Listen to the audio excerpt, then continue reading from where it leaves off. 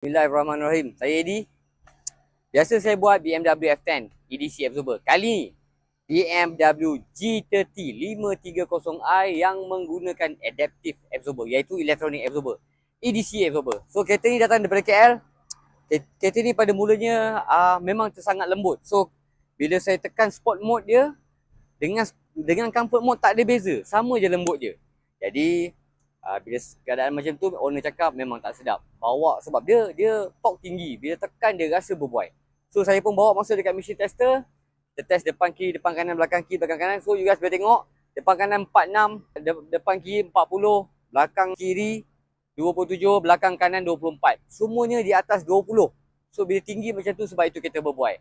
So bila kita buka absorber tu, memang tekan lembut sangat. You guys boleh tengok dekat sini, tekan depan dan belakang memang keadaan dia lembut. Jadi kita ambil masa untuk refurbish balik kemudian absorber EDC ni.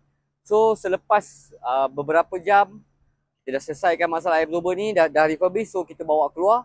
So sebelum kita pasang, kita tekan dulu. Bila tekan, you guys boleh tengok memang keras. So bila keras tu barulah bersesuaian dengan keberatan kita. Dan kadang macam tu, lepas tu kita pun pasang. Bila pasang depan, belakang, kiri, kanan semua dah pasang, saya sendiri test dan alhamdulillah memang sedap. So saya tak puas hati selagi tak masuk dekat machine tester. So kita masuk dekat machine tester, depan kiri 15, depan kanan 18, belakang kiri 17, belakang kanan 18. So bacaan semuanya di bawah 20. So bila comfort mode, you guys akan rasa comfort.